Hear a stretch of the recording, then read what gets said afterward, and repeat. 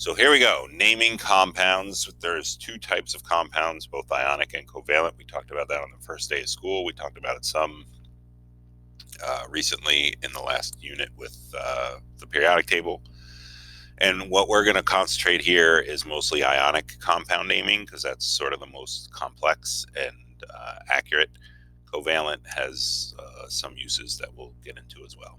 So there's binary ionic and there's polyatomic ionic. I won't ask you to define those, but the difference being binary has a metal and a non-metal, only two elements, and a polyatomic would have more than two elements. So notice binary doesn't mean two atoms, just two elements. So only calcium and bromine are represented here, whereas here sodium, oxygen, and hydrogen are represented.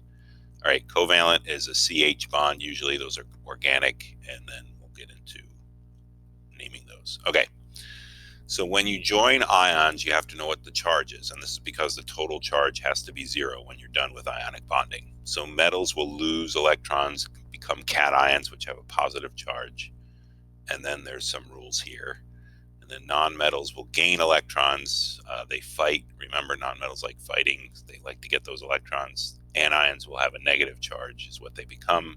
They're never wild. There's never any question what's happening with anions. Halogens are always -1. The oxygen group is always -2. The nitrogen group is always -3. That's not true for metals. Now, metals, if you have a wild card in Uno, the first thing you say is, what's the charge? Or what's the color? You'd say, what's the color? If you use any of these metals, then you would say, what's the charge? The only exceptions are silver and zinc, which we saw here. Zinc is always +2 and silver is always +1. So anyway, all right, so here's what that last slide boils down to. Everything in group 1 is a +1 charge, and everything in group 2 has a +2 charge. The three elements among the rest of the metals that have any significant repetitive value are silver is always +1, zinc is always +2, and aluminum is always +3. The halogens are always -1 charge. The oxygen group is always -2 charge, and the nitrogen group is always -3 charge. This stops here because that's where the metal non-metal line ends up, right? The line goes this way. So arsenic is not in there. PO should also not be colored in, but this was done a long time ago and I don't feel like doing it again, kids. So this should all make sense, right? All these elements are one electron away from falling back into the noble gases. So lithium loses one electron to become like helium, and sodium loses one electron to become like neon, and so forth down the row. That's why they're all +1. These are all +2 for the same reason. Calcium wants to lose 2 electrons to become like argon.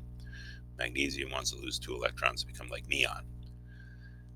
On the reverse side, all of these halogens want to gain 1 electron to become like the noble gas that they're closest to, so that's why they have a -1 charge. The oxygen group wants to gain 2 electrons to become like the noble gas they're closest to, that's why it's -2. And then nitrogen, phosphorus, and arsenic all want to be -3. Then aluminum would want to lose its 3 valence electrons. Zinc and silver, if you look at their electron configuration, they both have full shells, except for in zinc's case it's the 4, and in silver's case it's the 5, have just 1 electron in the 5 and 2 electrons in the 4, so they lose those. Anyway, everything else is telling you the charge, and that's what the Roman's going to try to tell you. The Roman tries to tell you the charge. And then basics of compounds is that, like we talked about, this lower right-hand corner is what number means how many atoms are involved. So there's 2 hydrogen for every oxygen. In this calcium chloride, there's 2 chlorines, right? 2 chlorides for every calcium. All right, so here are some examples of binary only using 2 elements. So potassium and oxygen. If we go back to our charge thing here, potassium's right here, has a +1 charge, and oxygen's right here, has a -2 charge. So potassium has the +1, and oxygen has the -2. And what we want is that the charges should equal 0. Currently, +1 and -2 equals -1, so we need more +1s. So we're going to need another potassium. Plus 1 minus 2. Now that equals 0. So that's good. So it's K2O. That would be the formula for potassium and oxygen. The name is the metal name plus the nonmetal plus ide. So the metal's name is potassium, and the nonmetal's name is oxide. All right, so barium and chlorine. So we're going to go back here. Barium is right here, which is a +2 charge. Chlorine is right here, and it's a -1 charge. So we got barium with a +2 and chlorine with a -1. +2 minus 1 is still +1, so that's not the 0 we're looking for. We need another chlorine. And now +2 minus 1 equals 0. And that's BaCl2. And we call that barium, which is the name of the metal. And then chloride, which is the name of the nonmetal with an IDE ending. All right, aluminum plus nitrogen. We're going back here. Aluminum is here with the +3, and nitrogen is here with the -3. So Al +3 and N -3. 3 plus -3 equals 0, so we're good. So it's just an AlN, and we would call that aluminum, just the name of the metal, and aluminum nitride. All right, so there's that.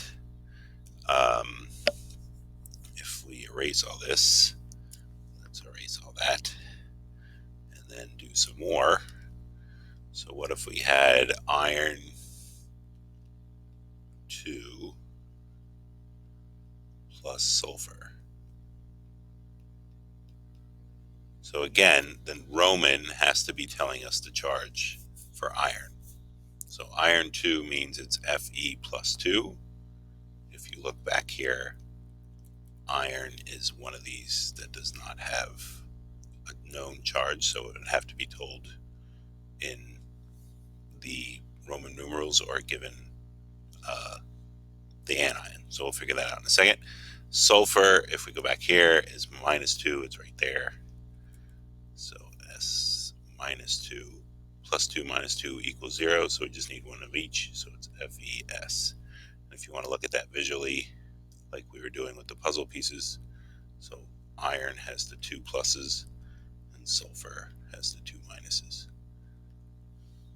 All right, so here is the one that drives everyone nuts. So aluminum oxide. Aluminum oxide or oxygen. So aluminum is +3 and the oxygen is -2. So a lot of people kind of pick up that aluminum with its +3 and oxygen with -2. We're looking at a lowest common denominator thing. But if you're going to do this out of the gate, +3 and a -2 equals a +1, which is not 0. And since we're positive, we need more negatives. So we put another negative up there.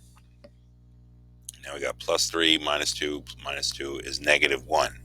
So now we have too many negatives, so we need more positives. So we got to add another aluminum. And now we're +3. +3 is 6. -2 is 4. -2 is a total of 2. So it's not 0 yet. We need yet one more oxygen.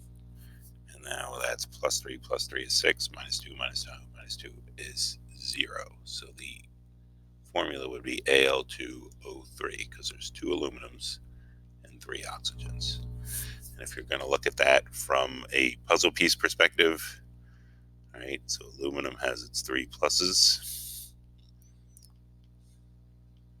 and then oxygen comes with its 2 minuses.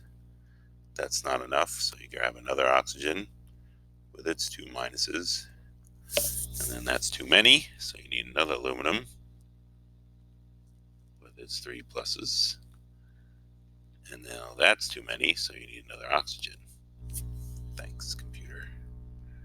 You need another oxygen with its 2 minuses.